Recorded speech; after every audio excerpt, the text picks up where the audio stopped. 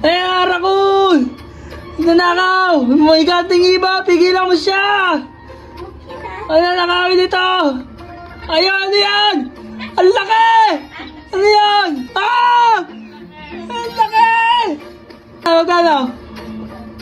33 million. Ang laki na ako eh.